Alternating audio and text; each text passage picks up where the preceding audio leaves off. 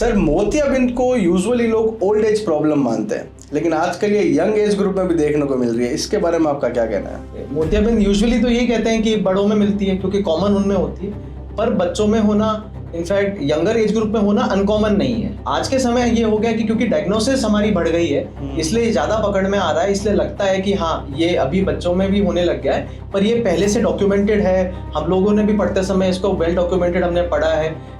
तो सर आंखों का जो नंबर है वो नेचुरली बढ़ सकता है या फिर इसके पीछे एक लाइफस्टाइल का बड़ा रोल होता है? दोनों है। ग्रोइंग ईयर्स के अंदर में जब बच्चे हैं तब जैसे बॉडी बढ़ रही है तो आंख भी उसी शरीर के अंदर है, वो भी बढ़ता है, तो जो नेचुरली भी उसकी वजह से नंबर बढ़ने लग जाता है। तो सर आजकल काफी लोग ये मानते हैं कि नेचुरल मेथड से एक्सरसाइज, डाइट, इनसे कंप्लीटली आईसाइट ठीक हो सकती है। तो क्या ये मिथ है या फिर ये बात एकदम सही है? So guys let's welcome doctor Gaurav Jain. तो सर कैसे हैं आप? एकदम बढ़िया, thank you so much for inviting me. Sir हमारा सौभाग्य है कि आपसे आज पॉडकास्ट करने का मौका मिला है हमें। Thank you so much. तो सर पिछले 13 साल के एक्सपीरियंस में कोई ऐसा पेशेंट या फिर कोई एक ऐसा केस जो आपको आज भी याद हो? एक्चुअली होते तो काफ़ी सारे हैं ऐसे पेशेंट्स, बट अभी रिसेंट में मैंने 2 यंग पेशेंट्स को ऑपरेट किया था जिनका समवॉट सिमिलर स्टोरी था, और दोनों को ही बचपन में चोट लगी। चोट लगने के बाद में उनको विजन कम हुआ, तब उनकी बचपन में सर्जरी हो गई। फिर समहाउ ट्रैक उनका लूज हो गया या इतना केयर नहीं किया तो इवेंचुअली फिर उनका विजन कम हो गया। ठीक है। दोनों को ही विजन दिखता नहीं था, वो उसी के लिए आए। दोनों की ही सर्जरीज ऐसी थी कि जिसमें कोई आप बाय द बुक चल ही नहीं सकते थे। आप जब सर्जरी पे बैठेंगे तभी आपको देखना करना क्या है। दोनों का सर्जरी हुआ, अनफॉर्चुनेटली दोनों का विजन आ गया and when they were happy, तो एक ये डेफिनेटली अनफॉरगेटेबल मोमेंट था मेरे लिए भी। याद रहती है ऐसी चीजें हमेशा, बिल्कुल, है ना। तो सर आजकल काफी लोग ये मानते हैं कि नेचुरल मेथड से एक्सरसाइज, डाइट, इनसे कंप्लीटली आईसाइट ठीक हो सकती है। तो क्या ये मिथ है या फिर ये बात एकदम सही है? कुछ मिथ है, कुछ फैक्ट्स हैं।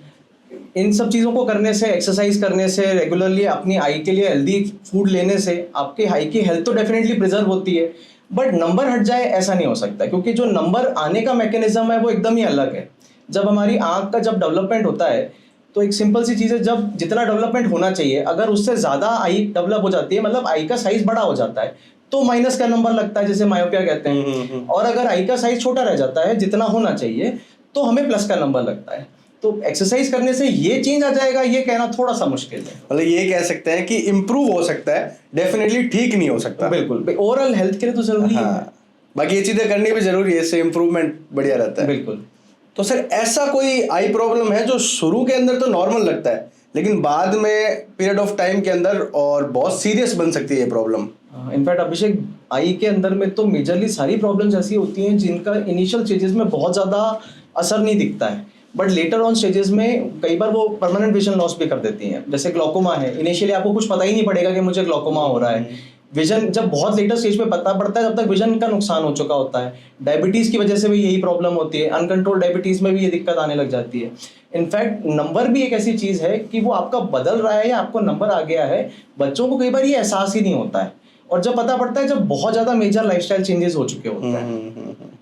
मेरे भी इनिशियल लेवल के अंदर क्या कि जब मेरे को बहुत स्टार्टिंग फेज में चश्मा लग गया था, आई थिंक 6-7 क्लास के अंदर, तो उस टाइम पहले इतनी प्रॉब्लम नहीं होती थी, पता नहीं चलता था। तो एक टाइम तक मैंने कुछ लगाया ही नहीं, घर पे भी इन्फॉर्म नहीं किया कि कोई प्रॉब्लम हो रही है। तब प्रॉब्लम थोड़ी ज़्यादा हुई, तब मैंने एकदम से चेक कराया। तब स्टार्टिंग से ही मेरे 2 पावर के ना दोनों के अंदर लगे थे, तो वो बहुत एक हो गया कि हाई पावर का बचपन के अंदर ही चश्मा लग गया।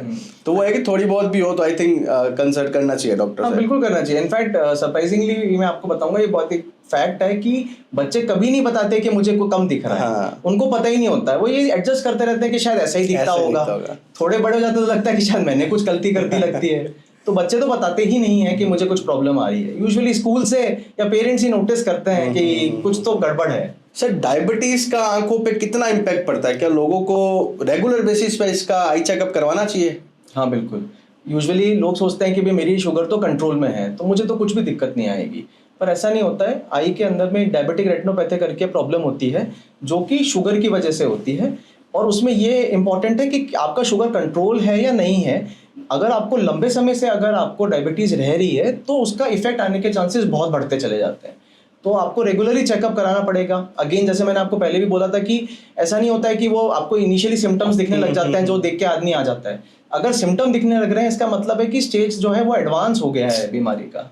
तो आपको इनिशियल लेवल पे चेक करवा लेना चाहिए Regular ताकि checkup। हाँ आगे बड़ी प्रॉब्लम ना हो जाए बेसिकली। तो सर आजकल छोटे बच्चों में भी काफी ज्यादा आई साइट प्रॉब्लम्स देखने को मिल रही है, तो मेनली कौन सी प्रॉब्लम बच्चों में ज्यादा होती है और मेन रीजंस क्या होते हैं सर इसके पीछे? बच्चों में यूजुअली जो आज के समय हो रहा है वो अपने रिफ्रैक्टिव एरर्स का जो प्रॉब्लम है बहुत कॉमनली दिख रहा है, उसमें भी मायोपिया स्पेशली बहुत ज़्यादा हो रहा है। इसलिए ज़्यादा लग रहा है, ये डॉक्यूमेंटेड है कि अपना नियर वर्क जो है बहुत ज़्यादा बढ़ रहा है, आउटडोर एक्टिविटीज़ कम होती जा रही हैं। इनफैक्ट रिसर्च है कि 2050 तक 50% लोगों को चश्मा लग जाएगा। तो मेनली और कोई रीजन जो सिर्फ मतलब अगर रीजन नहीं अपन बात करें कि भाई सर कुछ प्रिकॉशंस कर पाए, क्योंकि बच्चे क्या है आजकल बहुत ज़्यादा फ़ोन तो इनिशियल लेवल से ही फ़ोन बहुत ज़्यादा चला रहे हैं। भाई छोटे बच्चे तो खाना भी नहीं खा रहे फ़ोन के बिना, और मम्मी वगैरह भी तंग हो गए फ़ोन पकड़ा देती है कि भाई बच्चे फ़ोन चला लो आप, ताकि वो उनको तंग ना करे ज़्यादातर। तो ये काफ़ी प्रॉब्लम है, मेरे घर में भी काफ़ी छोटे भाई बहन हैं जिनके भी क्या है इनिशियल लेवल के अंदर ही चश्मे लग चुके हैं। तो इसको कुछ ऐसी कोई चीज़ आप बता पाओ जिससे क्या है कि लोग घर पे फॉलो कर पाए और बच्चों को इनिशियल लेवल पे ऐसी प्रॉब्लम ना हो? अगेन दो चीज़ें हैं। पहला, एटलीस्ट 2 आवर्स का आउटडोर एक्टिविटी इंपॉर्टेंट है, वो होना ही चाहिए। और वहीं पे 2 आवर्स से ज़्यादा का आपको स्क्रीन टाइम नहीं करना है। उसमें आपका पढ़ाई भी हो गया, आपका जो रिक्रिएशन हो गया, सब कुछ हो गया उसके अंदर में।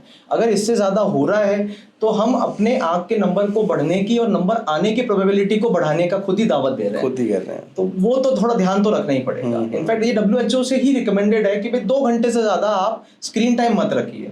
और चलो नंबर एक अलग एस्पेक्ट हो गया, उसके अलावा स्क्रीन की वजह से आंखों में ड्राइनेस हो रही है, इरिटेशन हो रहा है, थोड़े से ज़्यादा बड़े जो हैं टीनेजर्स हैं उनके आंखों में स्ट्रेन हो रहा है।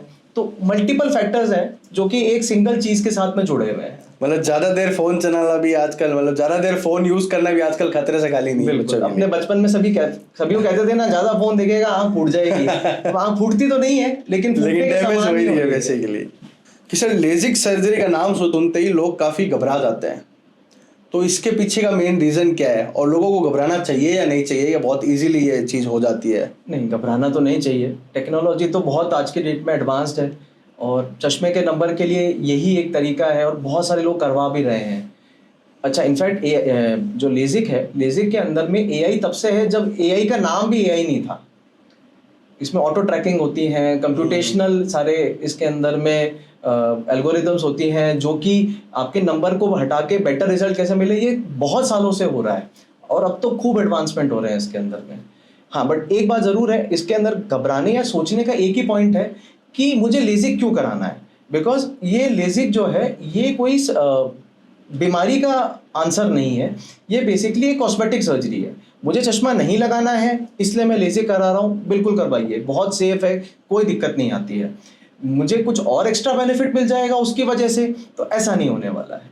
जितना मुझे चश्मे से दिखता था उतना ही दिखेगा, मेरे चश्मे का रिक्वायरमेंट कम हो जाएगा और किसी के अगर हाई नंबर है तो उसको थोड़ा सा बेटर दिखने लग जाएगा, क्योंकि वो चश्मे से तो जो रिस्ट्रिक्शन होते हैं वो हट जाएंगे।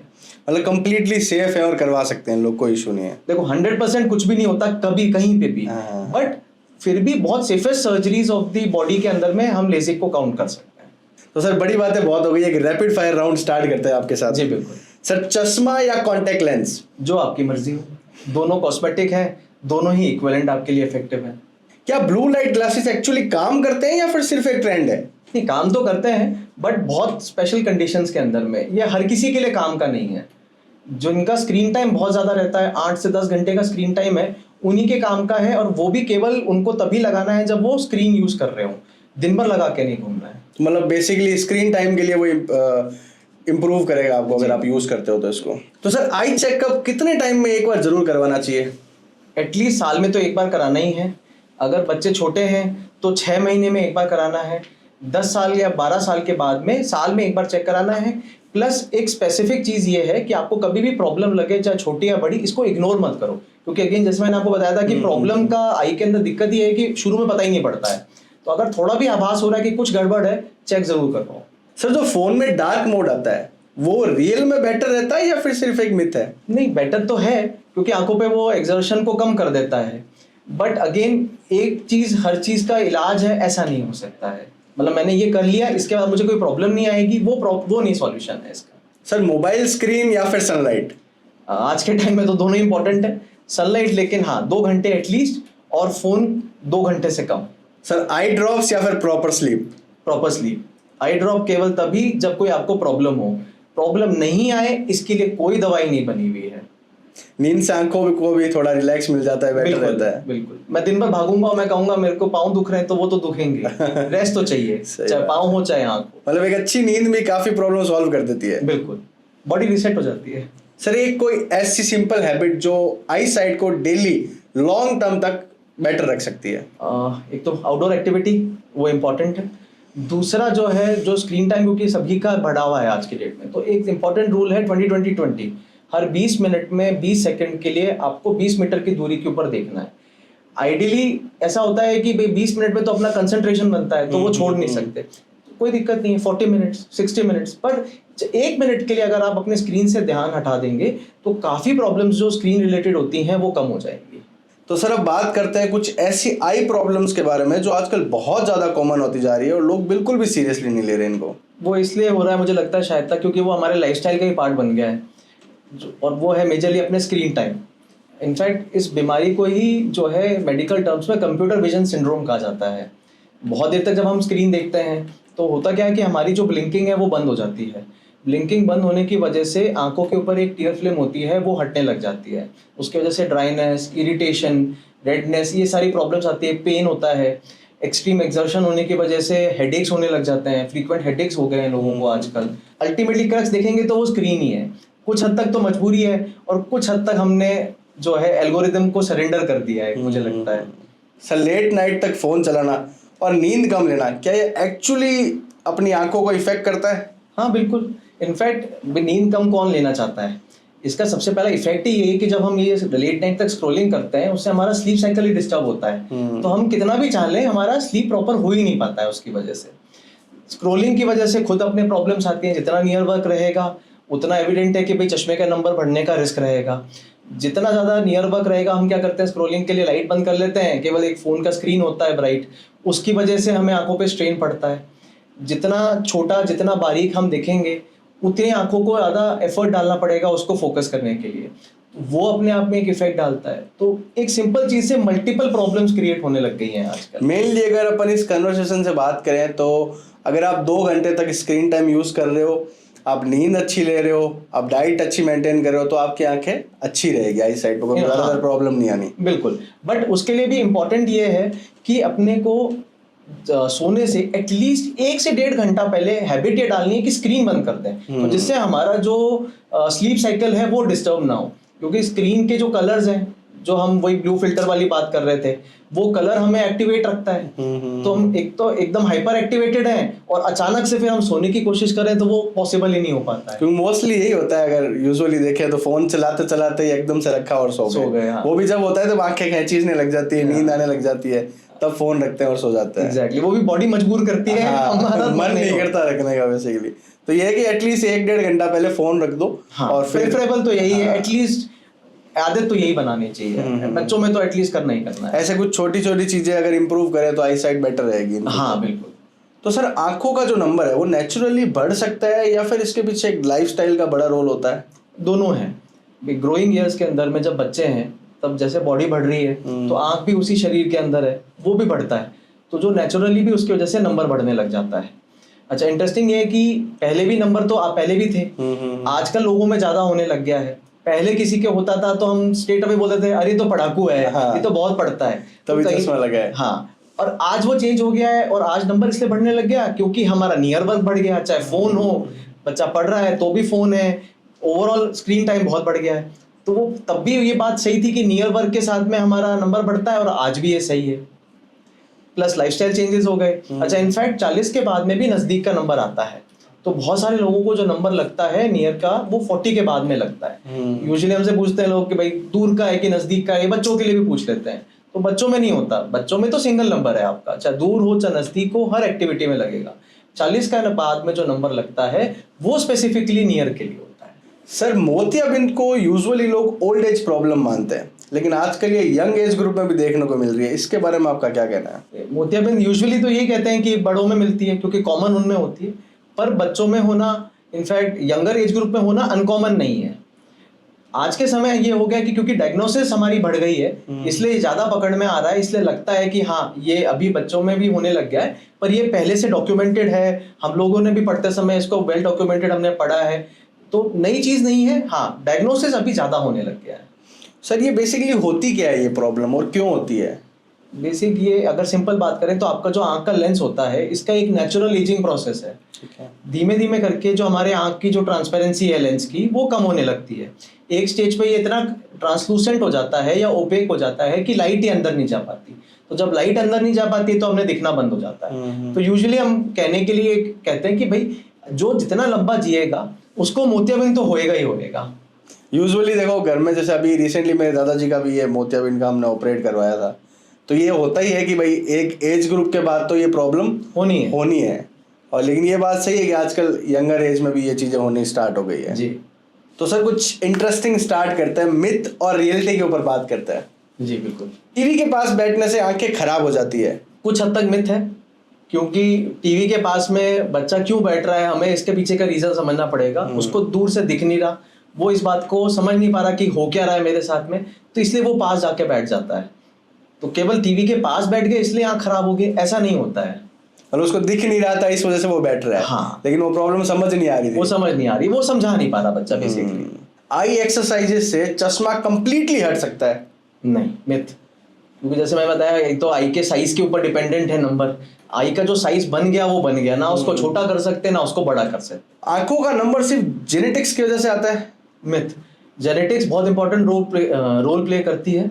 अगर आपके नंबर है तो आपके बच्चों के नंबर आने की संभावना ज्यादा रहेगी, पर केवल उसी की वजह से होगा ऐसा नहीं है। लाइफस्टाइल चेंजेस जो हो रहे हैं आज के समय के, वो भी इंपॉर्टेंट है। मतलब कंप्लीटली मिथ नहीं है, लेकिन कुछ परसेंट तक ये होता है कि अगर आपके फादर के लगा हो तो चांसेस है कि भाई आपके भी लग सकता है। आपके भी लग सकता है। सर ब्लू कट लेंसेज पहनने से आंखें कंप्लीटली इंप्रूव हो जाती है? बिल्कुल मिथ है।